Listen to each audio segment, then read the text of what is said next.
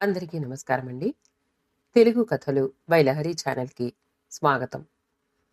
అమ్మాయి అరుణ, గుడికని వెళ్ళిన మీ మామగారు ఇంకా రాలేదు. నాకివాళ కొంచెం అలసటగా ఉంది. త్వరగా నిద్రొస్తోంది. ఆయనొస్తే 2 పుల్కాలు చేసి పెడతావా?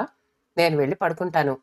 వేడుకోలుగా అడుగుతున్నా అత్తగారి మాటలకు టీవీ ధ్యాసలో ఉన్న ఆమె అందుకు బదులుగా చిరునవ్వు నవ్వింది.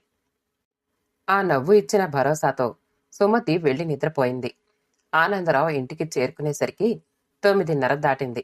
తన స్నేహితుడితో కలిసి బాబా గుడికి వెళ్ళాడు. భజనలు హారతి అయి బయలుదేరుతూ ఉంటే ఎవరో తెలుసున్న వాళ్లు కనిపించి పలకరించడంతో, వారితో కబుర్లలో పడడంతో టైమే తెలియలేదు. ఆనందరావు సాయంత్రాలు ఏమీ తోచక పార్కుకో గుడికో తన స్నేహితుల దగ్గరికో వెళ్ళి తిరిగి డిన్నర్ టైంకి ఇంటికి రావడం అలవాటు. అతడొచ్చాక కొడుకు, కోడలు, మనవళ్ళు భోజనాలు చేసినా తనకి భర్తకి రాత్రిళ్ళు పులకాలు చేస్తుంది సుమతి. మితాహారం తీసుకోవడం వారికి అలవాటైపోయింది.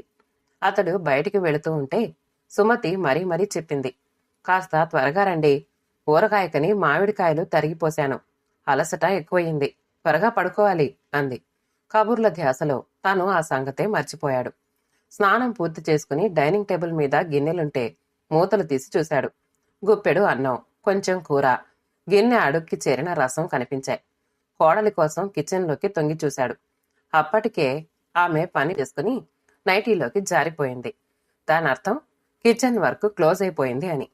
తన గదిలోకి వెళ్లబోతున్న అరుణ డైనింగ్ టేబుల్ దగ్గర నిలబడ్డ మామగారిని చూసి క్షణం పాటు కంగుతింది.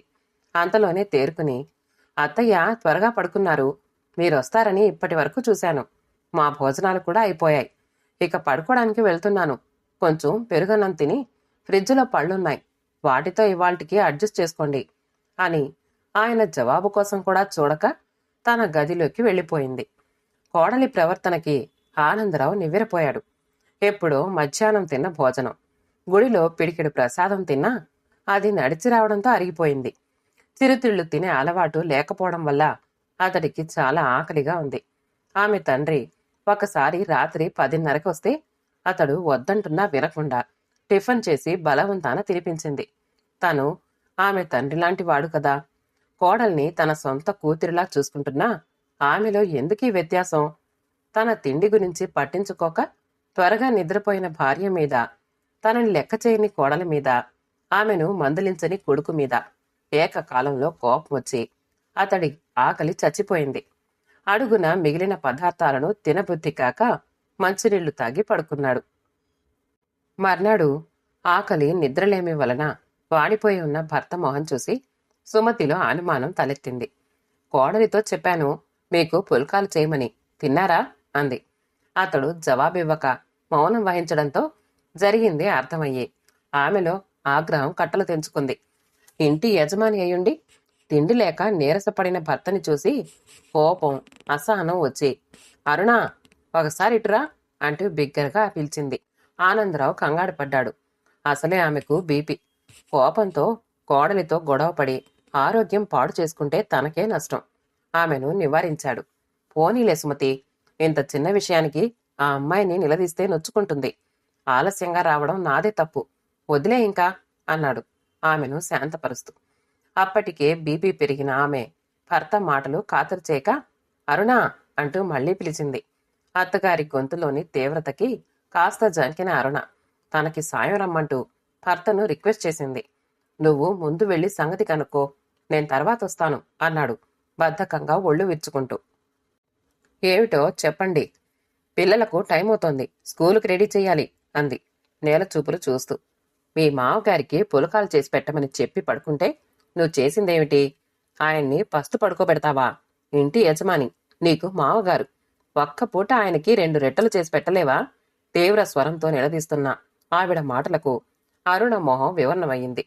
ఏం చేయమంటారు? ఆయన త్వరగా వస్తే చేసి పెట్టేదాన్ని. మా అందరి భోజనాలు అయిపోయినా కూడా ఆయన రాలేదు. నేను వెళ్ళి పడుకోవాలి అనుకుంటూ ఉంటే వచ్చారు. ఇంట్లో ఏమీ లేకపోతే నన్ను తిట్టండి. కాస్త అన్నం ఉంది, పళ్ళున్నాయి, అవి తినమనే చెప్పాను. ఒక్కపూటకి కాస్త సర్దుకోవచ్చు కదా. ఏదో తప్పు చేసినట్లు నిలదీస్తారేమిటి అంది. ఏమాత్రం పశ్చాత్తాపడక తిరిగి కౌంటర్ అటాక్ ఇస్తున్న కోడలి వైపు అసహనంతో చూసింది సుమతి. నీకు కష్టం లేకుండా రోజు పనంతా చేస్తున్నాను, ఒక్క పూట ఇంటి పెద్దకి తిండి పెట్టక పస్తు పడుకోబెట్టడం ఏమైనా బాగుందా? నమ్మినందుకు తగిన శాస్తి చేశావు. అత్తగారి ఆరోపణకి తన దగ్గర జవాబు లేక నీళ్లు నవిలింది. ఆవిడ అన్న మాటలో నిజం ఉన్నా మాట పడాలన్న పౌరుషం ఆమెలో విచక్షణను ఇందాకటి నుంచి చూస్తున్నాను. రిటైర్ అయిన మనిషిని పట్టుకుని ఇంటి యజమాని అంటారు. సంపాదించే మనిషి మా ఆయన యజమానవుతారు. ఆయన భార్యగా నేను ఈ ఇంటి యజమానురాల్ని పెడసరంగా అంటున్న అరుణ మాటలకు సుమతితో పాటు ఆనందరావు మనస్సు కూడా చివుక్కుమంది. కోడలి మాటలకు సుమతి సహనాన్ని పూర్తిగా కోల్పోయింది. సంపాదించే మీరు ఈ ఇంటి యజమానులైతే మీ కుటుంబం కోసం ఇంత చేస్తున్నాం. మేమెవరమో మా స్థానం ఏమిటో చెప్పి కదులు అని గద్దించింది. అత్తాకోడళ్ల సంవాదం శృతి మించుతూ ఉంటే అప్పుడు లేచొచ్చాడు సురేష్. ఎవరిని సపోర్ట్ చేయాలా అని క్షణం ఆలోచించాడు.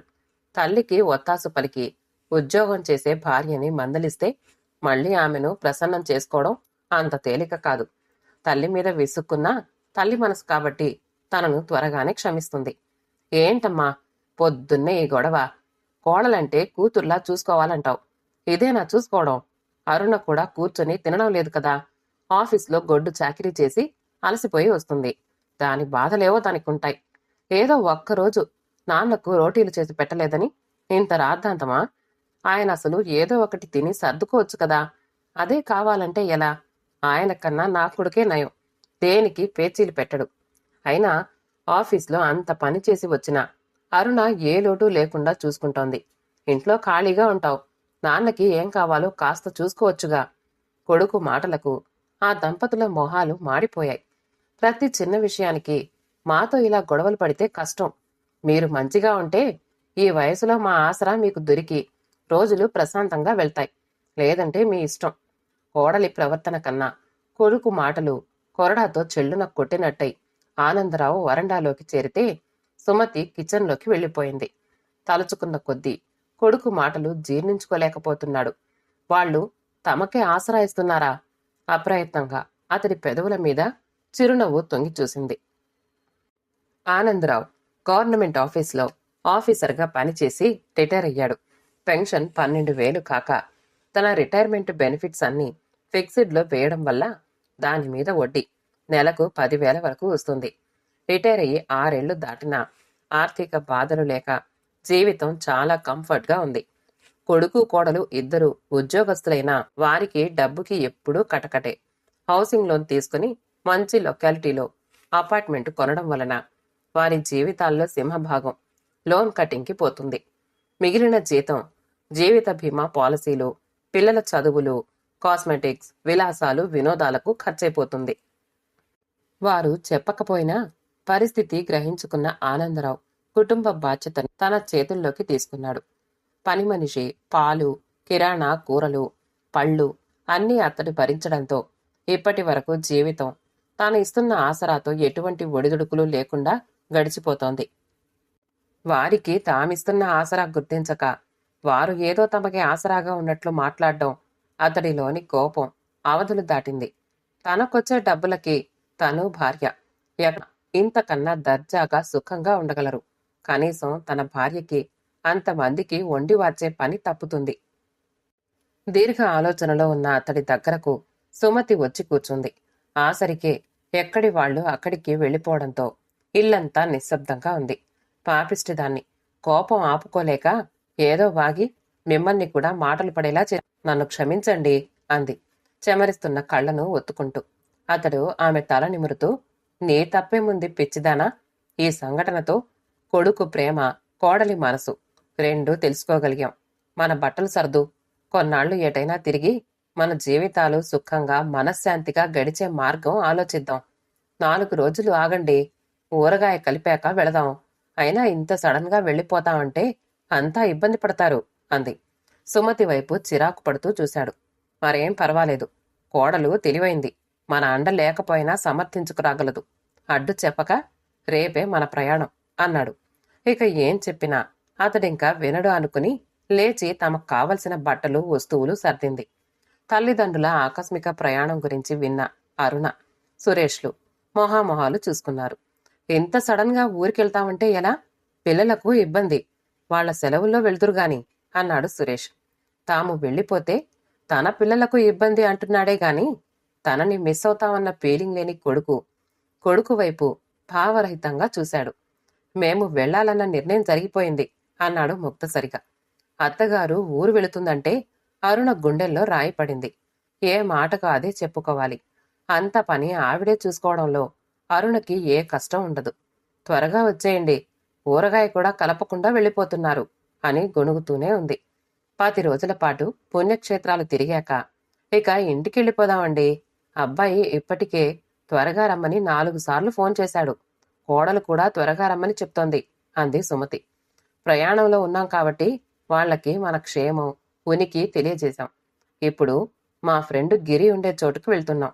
నా సెల్ సిమ్ కార్డు నెంబర్ మార్చేస్తాను. ఇక ముందు వాళ్ళు మనకి ఫోన్ చేసే అవకాశం ఉండదులే. ఎప్పుడైనా మనమే ఫోన్ చేద్దాం.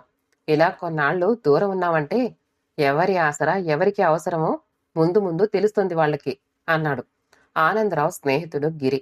విజయవాడ జాతీయ రహదారి నుండి 3 కిలోమీటర్ల లోపలికి వృద్ధాశ్రమం స్థాపించాడు. ఆహ్లాదంగా ప్రశాంతంగా ఉంటుంది. వారి వారి తాహత్తుకి తగ్గట్టు స్పెషల్ రూమ్స్, కామన్ రూమ్లు, షేరింగ్ రూమ్లు వాడుకోవచ్చు. ఉదయాన్నే వ్యాయాలి, యోగా, భజనలు ఉంటాయి. బలవర్ధకమైన పోషకాహారంతో పాటు జీవన సంధిలోకి వాలిపోయిన సమవయస్కుల కష్టసుఖాలు, అనుభవాలు ఒకరికొకరు పంచుకుంటూ తమకున్న మానసిక శారీరక రుగ్మతలు అన్నింటినీ మర్చిపోయి చాలా ఉల్లాసంగా గడపసాగారు. 1 తారీఖు రావడంతో అరుణ, సురేష్ల పని కుడితిలో పడ్డ ఎలుకలా అయింది. ఖర్చుల ఊబిలో నుండి ఎలా బయటపడాలో అర్థం కాక గిలగిల్లాడసాగారు. తాము కట్టాల్సిన ఫీజులు, బిల్లులు అన్నీ భయపెడుతూ నిద్ర లేకుండా చేస్తున్నాయి.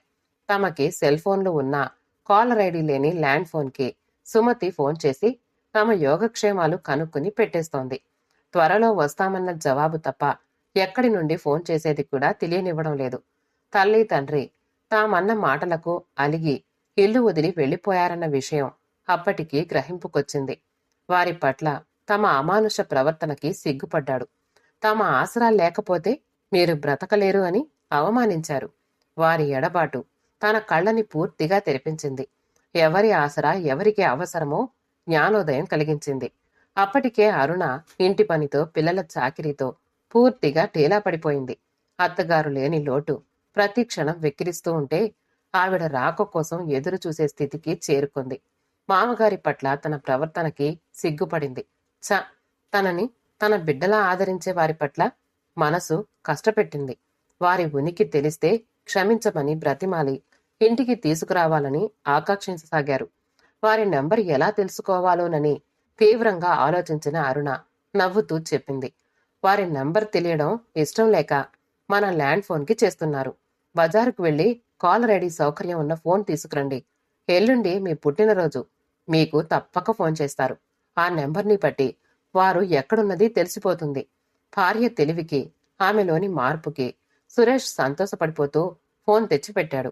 తన పుట్టినరోజు నాడు తల్లిదండ్రులు తనకి శుభాకాంక్షలు చెప్పాక ఆ ఫోన్ నెంబర్ ఈజీగా ఐడెంటిఫై చేశాడు. అది గిరి అంకుల్ది అని. అమ్మా నాన్నలు వృద్ధాశ్రమంలో ఉన్న సంగతి జీర్ణించుకోలేకపోయాడు. ఎలాగైనా వారి కాళ్ల మీద పడైనా సరే ఇక్కడికి తీసుకొస్తాను. వారి మనసు నొప్పించక ఇకనైనా వారిని బాగా చూసుకో అన్నాడు. మీరు ఒక్కరే వెళితే కుదరదు. నేను, పిల్లలు కూడా వస్తాం. అప్పుడే వారు పూర్తిగా కరుగుతారు.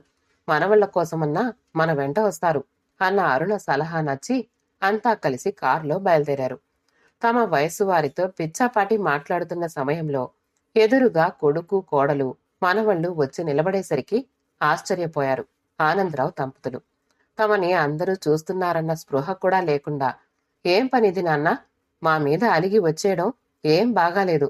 మా వలన తప్పులుంటే చెంపలు వాయించి బుద్ధి చెప్పే హక్కు మీకుంది. అంతేకాని ఇలా మా నుండి దూరంగా పారిపోతే భరించలేం.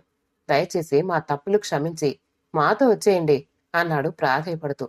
అరుణ అత్తగారిని చుట్టుకుపోయింది. సారీ అత్తయ్య, మిమ్మల్ని బాధ పెట్టి చాలా తప్పు చేశాను. ఇంకెప్పుడూ మిమ్మల్ని కష్టపెట్టను. నా మూర్ఖత్వాన్ని క్షమించి మన ఇంటికి వెళ్దాం పదండి అంది ఏడుపు గొంతుతో. ఈరోజు నా పుట్టినరోజు.